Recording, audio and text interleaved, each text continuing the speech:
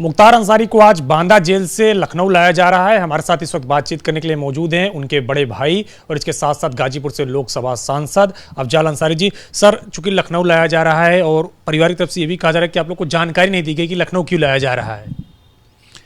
नहीं, देखिए, अभी तो उत्तर प्रदेश की जेलों में बंद जितने भी बंदी हैं सबके लिए पिछले 2 सालों में तो इस तरह की व्यवस्था रही है कि कोरोना गाइडलाइन का हवाला देते हुए उनके मुलाकातों पर प्रतिबंध लगा, फिर कभी कुछ शर्तों के साथ अनुमति दी गई, फिर पूरी तरह प्रतिबंध लग गया कि न वकील मिलेगा न कोई परिजन मिलेगा।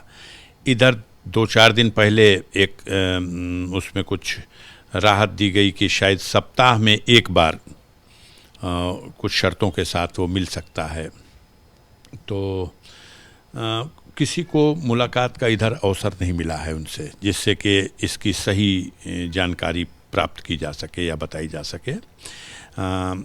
मुझे अंदाज़ है इस बात का कि लखनऊ लाया जा रहा है तो लखनऊ में एमपी एमएलए स्पेशल कोर्ट है, जहां उनका एक मामला पहले से अभी विचाराधीन है। वो मामला है जब बहुत पहले कभी वो लखनऊ कारागार में थे, तो उन दिनों जिस बैरिक में उन्हें रखा गया था उसके अलावा एक और बैरिक में बंद कुछ बंदियों से और इनके बैरिक के बंद कुछ बंदियों में कहा सुनी हाथापाई हुई थी। उसमें जो मामला पंजीकृत किया गया, चूँकि इनके बैरिक के ही वो बंदी थे जिनसे उन बैरिक के बंदियों के आता, तो उनमें इनका भी नाम लाया गया। इनका कोई स्पेसिफिक रोल नहीं है उसमें, फिर भी वो एक मामला विचाराधीन है। दूसरा एक मामला आपको या सभी लोगों को पता है कि 2020 में लखनऊ के जो उप जिला अधिकारी हैं उन्होंने एक आदेश पास किया था जिसमें उन्होंने कहा था कि जिया मऊ स्थित खसरा नंबर 93 की आराजी, जो लगभग 5 बीघे की है, इस आराजी को उन्होंने एविक्यू प्रॉपर्टी घोषित किया और अभिलेखों में उसका इंदराज कर दिया जाए। इसमें इसको ये लेकर के विवाद था कि वो उस प्रॉपर्टी जो 93 है उसमें बहुत से लोग के मकान हैं और आबाद हैं। उनमें एक हिस्से में राबिया बेगम जो स्वर्गवासी हो गई 29 दिसंबर 2018 को, तो उनकी भी ज़मीन है और वो अपनी वसीयत मरने से पहले कर गई कि मुख्तार अंसारी के बेटे अब्बास और उमर को उनके मौत के बाद इस प्रॉपर्टी का मालिक माना जाए। तो उस आधार पे उस विरासत से वो मालिक होते हैं। अपने जीवन काल में उसी प्रॉपर्टी पे उन्होंने 2 टावर बनाए थे, नक्शा पास कराया था एलडीए से, लेकिन एलडीए ने 2020 में हड़बड़ी में बिना ये पता किए कि राबिया बेगम जिंदा भी हैं कि मर चुकी हैं, उन्होंने राबिया बेगम को एक नोटिस भेज दिया कि आपने नक्शा तो पास करा लिया लेकिन शर्तों का पालन नहीं किया, कुछ पैसे जमा करने थे आपको, आपने जमा नहीं किए, इसलिए आपका नक्शा निरस्त किया जाता है। और फिर उनका वो टावर गिरा भी दिया गया। नियमतः तो कोई व्यक्ति मर गया है उसके खिलाफ आदेश नहीं पास हो सकता और वारिसों को भी न सुनवाई का मौका दिया गया न सुना गया। बहरहाल जब ये मामला सामने आया कि वो तो मरी हुई हैं, तो लगा कि एलडीए प्रशासन को कि सब फंसेगा, डैमेज क्लेम होगा। अब उन लोगों ने जो भी षड्यंत्र रचा गया हो, एक एफआईआर पंजीकृत कराई हजरतगंज थाने में और इस एफआईआर में लेखपाल की तरफ से ये दर्ज कराते हुए कहा गया कि एक मोहम्मद वसीम साहब थे जो 1962 में उनके नाम से ये प्रॉपर्टी खसरा नंबर 93 दर्ज है, लेकिन वो पाकिस्तान चले गए और उनके पाकिस्तान जाने के बाद ये प्रॉपर्टी एनिमी प्रॉपर्टी हो गई। 1962 में तत्समय कतिपय लोगों ने राजस्व अभिलेखों में हेरा फेरी करके और अपने नाम दर्ज करा लिए हैं और उसके लिए मुलजिम के कालम में मुख्तार अंसारी, अब्बास अंसारी, उमर अंसारी, इस हेरा फेरी में ये लोग इसके लिए भी जिम्मेदार हैं। लिहाजा 420, 467, 68 फ्रॉड और हेरा फेरी और सरकारी ज़मीन कब्जाना ये वो। और ये ज़मीन तो एसडीएम साहब ने अपने आदेश से 20 अगस्त के समथिंग आदेश से उन्होंने फिर से एविक्यू प्रॉपर्टी घोषित कर दी है। ये कह के एफआईआर उन्होंने करा दिया। सर इन्हीं दोनों केस में लखनऊ लाया जा रहा है। मुझे लगता है कि इस मामले में चार्जशीट आ गई।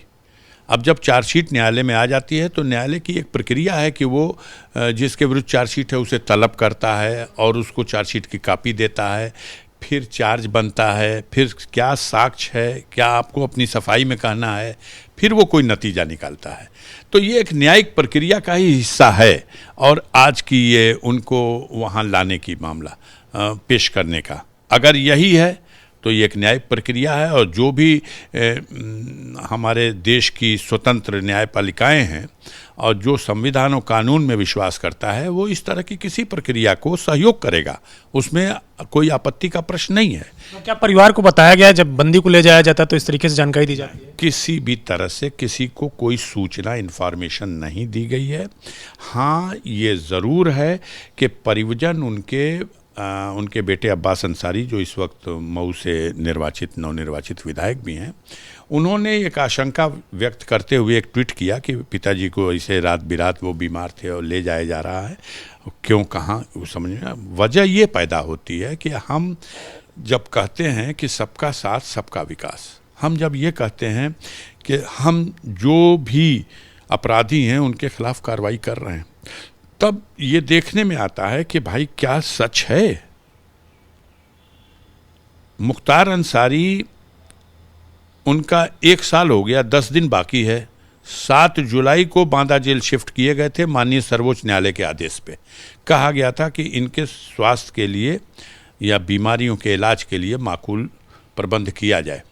और ये भी कहा गया था कि सुरक्षा के लिए विशेष इंतजाम होने चाहिए। हमारी सरकार, माननीय न्यायालय हमेशा ये कहता रहा है कि वर्चुअल पेशी से या वीडियो कॉन्फ्रेंसिंग के ज़रिए तमाम ज़रूरी काम निपटाए जाएं, और आवश्यक होगा तो कोर्ट को राइट है, वो बुलाएगा और जाना पड़ेगा। लेकिन एक तरफ मुख्तार अंसारी जिस केस में वादी मुकदमा है, इंजर्ड विटनेस हैं, जिस केस में मुलजिम की हैसियत से ब्रजेश सिंह और त्रिभुवन सिंह जो सरकार की गोद में पल रहे हैं, ये लोग 2008 से जेल में बंद हैं, ये मुकदमे का ट्रायल क्यों नहीं होता?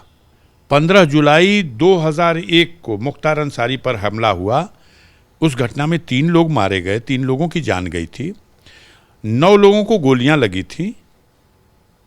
लगातार विलंब, 21 साल गुजर गया, आज तक उस केस का ट्रायल नहीं हुआ। तो क्या आप ये कह रहे हैं कि न्यायालय के आदेश के बावजूद मुख्तार अंसारी को न तो स्वास्थ्य सुविधाएं मुहैया कराई जा रही, न तो सुरक्षा मुहैया कराया जा रहा है? देखिए, उनको कोरोना भी हुआ।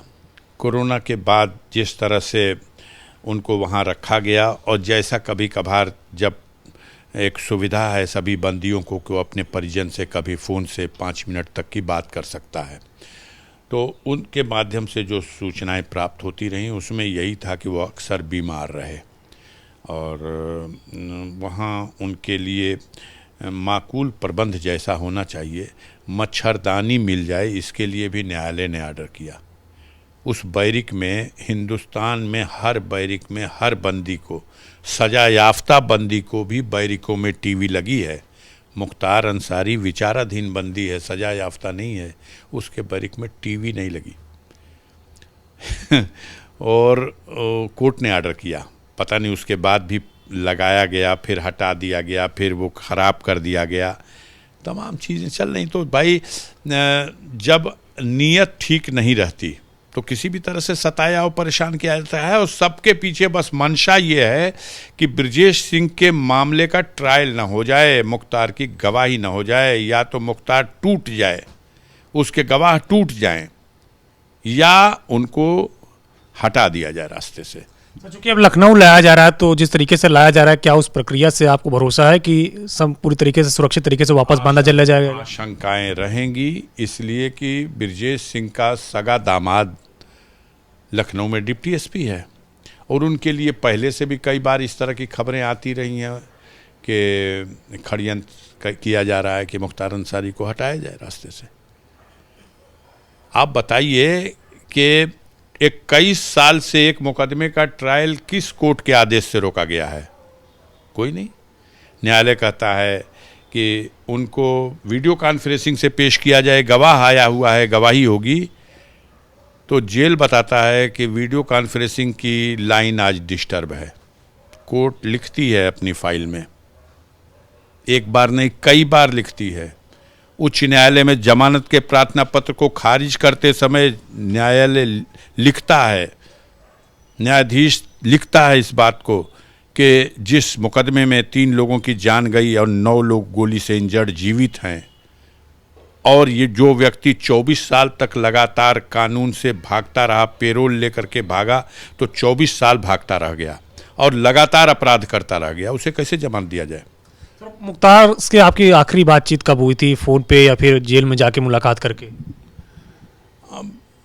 याद नहीं है, मुझे लगता है कि मुख्तार से बात कल 1 मिनट की, मुझे कल 1 मिनट के लिए उनका फ़ोन 1 मिनट या 44 सेकंड कुछ फ़ोन आया था, जिसमें उन्होंने बताया था कि उनकी तबीयत ठीक नहीं है, लेकिन यहाँ अथॉरिटी ने कहा है कि उनको कल कहीं ले जाया जाएगा। जब ये पूछा गया कहाँ ले जाना चाहते हैं तो कहे कि बातों से ये लग रहा था कि लखनऊ ले जाएंगे। हमारे वकीलों को सूचित करवा दीजिए कि वहाँ लखनऊ कोर्ट में जो ज़रूरी प्रक्रिया है उसमें अगर वकील उपस्थित रहता है तो कोई ज़रूरी नहीं है कि उस हर तारीख पे बंदी आए। तो मैंने उनके वकीलों को सूचित कर दिया था कि भाई उनका फ़ोन आया था और वो चिंतित थे, वो बीमार हैं, आप लोग कोर्ट की प्रक्रिया में अगर उपस्थित रहेंगे तो कोर्ट का काम अगर प्रभावित नहीं होगा तो कोर्ट क्यों बुलाएगा किसी को, लेकिन अगर आप लोग अनुपस्थित रहेंगे तो कोर्ट तो अपनी प्रक्रिया रोकना नहीं चाहेगा। तो उन लोगों ने विश्वास दिलाया था कि हम लोग तो उपस्थित होंगे। अब इस बीच में आज इनको ले जाने की खबरें चलने लगी।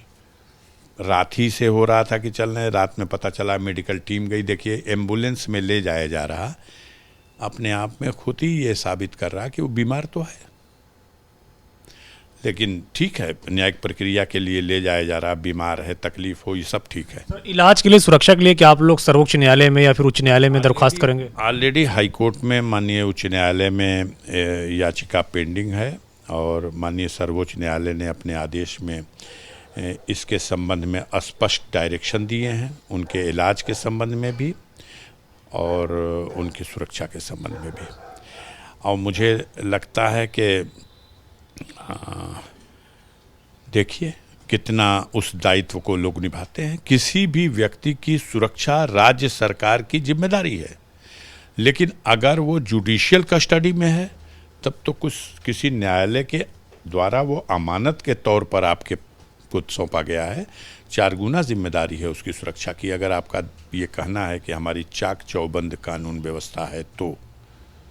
शुक्रिया हमसे बातचीत करने के लिए। अफजाल अंसारी हैं, गाजीपुर से सांसद मुख्तार अंसारी के बड़े भाई, जिनका कहना है कि मुख्तार की सुरक्षा और स्वास्थ्य दोनों पर राज्य सरकार ध्यान नहीं दे रही। इसको लेकर के हाईकोर्ट में पिटीशन भी दायर किया गया है और उनको लखनऊ लाया जा रहा है। इसके बारे में न तो परिवार को सूचित किया गया था, न ही किसी अन्य को। हालांकि कल इनकी मुख्तार से बातचीत हुई थी जिसमें उन्होंने ये बताया था कि लखनऊ ले जाया जाएगा और न्यायालय में कुछ कार्रवाई की जाएगी।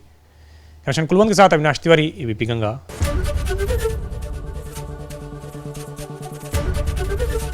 एबीपी गंगा, खबर आपकी, जुबान आपकी।